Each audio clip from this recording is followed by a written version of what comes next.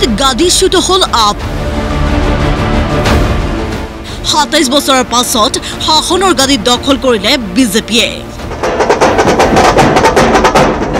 বিজেপিৰ বিৰুদ্ধে বিৰোধীৰ জোৰদাৰ প্ৰচাৰৰ পাছতো ক'ত লাগিল কেনা মিত্ৰতাৰ ক্ষেত্ৰত অসমতো দুদুল্যমান স্থিতি অব্যাহত থকাৰ সময়তে দিল্লীৰ ফলাফলক লৈ এপিচিচিৰ সভাপতি ভূপেন বৰাৰ মন্তব্য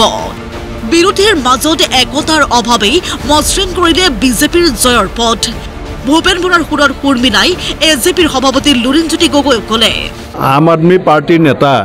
কেজৰিৱাল ডাঙৰীয়াৰ আকৰ্ষণ স্থিতিৰ কাৰণে আমি বিজেপিৰ বিৰোধী ভোটখিনি একত্ৰিত কৰিব নোৱাৰিলোঁ আমি কংগ্ৰেছ দলে বিচাৰিছিলোঁ যে ইণ্ডিয়া এলায়েন্সৰ মেইন পাৰ্টনাৰকেইটাৰ মাজত দিল্লীত আমি ভোট বিভাজন হৈ বিজেপিৰ পথটো মসৃণ কৰিব নালাগে কিন্তু কেজৰিৱাল ডাঙৰীয়াৰ হয়তো অহংকাৰ হ'ল আৰু অকলে খেলাৰ যিটো তেওঁৰ প্ৰৱণতা আজি সেইটো কাৰণে কংগ্ৰেছৰো বহুত লোকচান হ'ল য'ত য'ত অকণমান বুজাবুজিটো হোৱা নাই তাতে ফলাফলটো বেয়া আহিছে য'ত মানে বুজাবুজি খুব ভালকৈ হৈছে তাত ভাল ফলাফল বিৰোধীয়ে পাইছে কাৰণ দেশত এতিয়া মানুহ সৰ্বসাধাৰণ ৰাইজ বিজেপিৰ বিৰুদ্ধে তেওঁলোকে ভোট দিবৰ কাৰণে মাৰ বান্ধি থিয় হ'বৰ কাৰণে তেওঁলোকে ৰেডি হৈ আছে কিন্তু সেইটো দায়িত্বটো বিৰোধীয়েও দেখুৱাব লাগিব অসমৰ উপনিৰ্বাচন আপুনি দেখিলে দেখাৰ ফলত সাধাৰণ জনগণে বিচাৰিছে একতা বিৰোধীৰ মাজত ৰাইজৰ যিটো আশা সেইটো যেতিয়া বিৰোধীয়ে পালন কৰা নাই তেতিয়া ফলাফলটো দি দিছে বিজেপিক ৰোধৰ স্বাৰ্থত ৰাষ্ট্ৰীয় পৰ্যায়ত একগোট হৈছিল বিৰোধী কিন্তু ৰাজ্যিক নিৰ্বাচনসমূহত বিৰোধী ঐক্যমঞ্চত মেলা ফাটৰ বাবে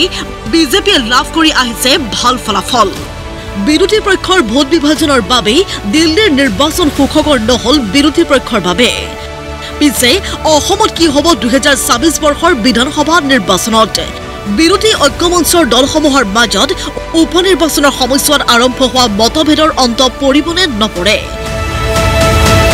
এই ক্ষেত্ৰত বিৰোধী পক্ষৰ প্ৰতিটো দললৈ কংগ্ৰেছ আৰু এজেপিৰ আহ্বান কাৰণ দেশৰ মানুহে এতিয়া ৰাজনৈতিকভাৱে দুভাগত বিভক্ত হৈছে এভাগ ইণ্ডিয়া এভাগ এনডিএ কিন্তু ৰাজ্য বিশেষে হোৱা ইলেকশ্যনত এনডিএ মাজত বিভাজন হোৱা নাই কিন্তু ৰাজ্য বিশেষে ইণ্ডিয়াৰ মাজত বিভাজন হৈছে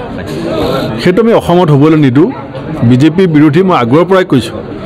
দল ব্যক্তি সংগঠন সকলোকে একত্ৰিত কৰিবলৈ চেষ্টা অব্যাহত ৰাখিছোঁ আৰু মোৰ আশা যে আমি 2026 বহু আগতে অসমৰ সকলো বিৰোধী দল সকলো নেতা সকলো সংগঠনক একত্ৰিত কৰিবৰ কাৰণে সফল হ'ম শাসকীয় পক্ষ এটা পোলত আনফালে বিৰোধী যদি এটা পোল দুটা মেৰুত যদি দুটা শক্তি হয় তেতিয়াহে মানুহে বিচৰা ধৰণৰ ফলাফল আহিব নহয় অসমতো নিৰ্বাচন যেতিয়া আহিব 26ত তাৰ আগত পঞ্চায়ত নিৰ্বাচনত গোটেই আধাৰটো যাত্ৰাটো আৰম্ভ হ'ব গতিকে পঞ্চায়ত নিৰ্বাচনৰ পৰা আৰম্ভ হোৱা যাত্ৰাটো 26লৈকে যদি আমি সঠিক ৰূপত নিব লগা হয় তেতিয়াহ'লে মূল চৰ্তটো প্ৰাথমিক চৰ্তটো হ'ল ঐক্যবদ্ধতা একতাৰে যুঁজিলেহে জিকিব পৰা পৰিৱেশ আশাবাদী পৰিৱেশ সম্ভাৱনাপূৰ্ণ পৰিৱেশটো গঢ় লৈ উঠিব ব্যুৰো ৰিপৰ্ট প্ৰতিদিন টাইম